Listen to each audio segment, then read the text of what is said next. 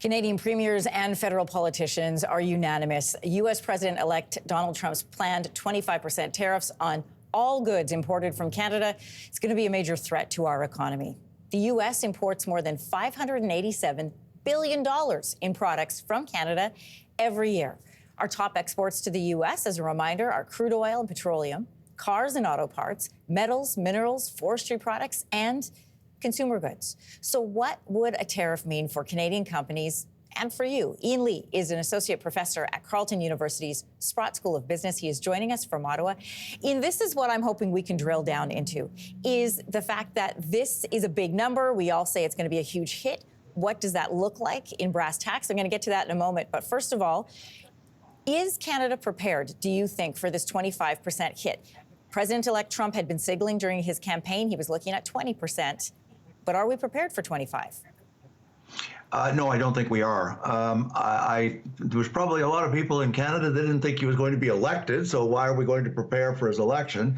And then once he was elected, because we went through a previous Trump administration, 2016 and 20. I think that there was, and we dealt with it at the time. We renewed CUSMA, and so I think there was a sense in Ottawa. I'm referring to Ottawa, where I've lived all my life.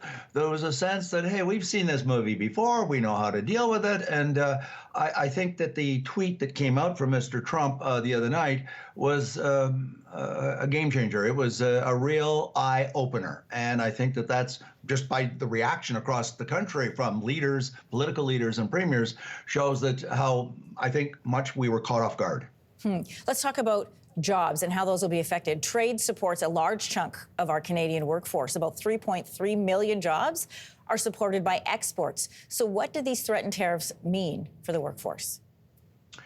Well, it's going to have an impact on Canadians in two or three ways. First off, we're just talking if the tariffs are actually rolled out and implemented. The first, I think, almost instantaneous impact will be on the dollar. It will crash and trash the dollar. The dollar will decline dramatically. I mean dramatically. And not only do we export, we import about a third of our GDP, about $1 trillion, including fruit and vegetables in the winter. So those prices will go up very dramatically, pushing up inflation. That will hit everyone in Canada because all of us consume all of the stuff that comes in, computers and clothing and so forth. So that's the first impact. The second impact will be specifically on the manufacturing sector, largely in southern Ontario, because they employ so many people. But and so those companies that are exporting will find that they're going to lose customers in the U.S. because the American importers buying the Canadian exports will look for alternative suppliers. They will look to other countries. They will look to companies inside the United States. And so the Canadian companies that have lost customers will lay off significant numbers of Canadians in those companies. That's inevitable.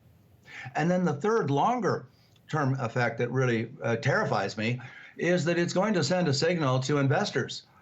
Don't invest in Canada.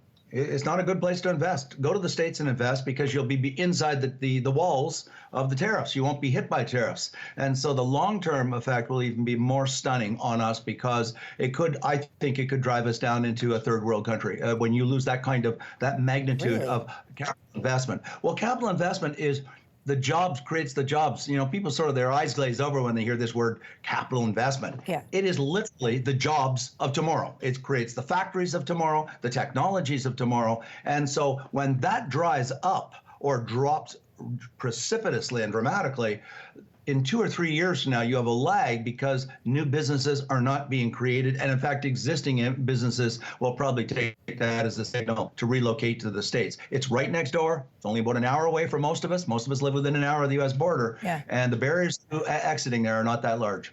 I got to follow up on something you just said, Ian, and that is, you use the phrase third world country when you're talking about Canada. What do you mean by that? I'm thinking of Argentina. I've been using it in my classes for 35 years. In 1918, Argentina was wealthier than Canada on a per-person average income basis. Wealthier than Canada. We were below Argentina. Fast forward many years later, after the Perón administration, and today their GDP per person is about $12,500, $13,000 per person. Ours is 55 or 60. That's third world.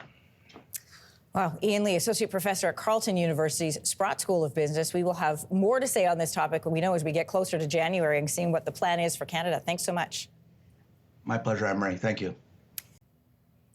If you liked that video, make sure to subscribe to the Your Morning YouTube feed, where you can find all kinds of new content posted every weekday morning.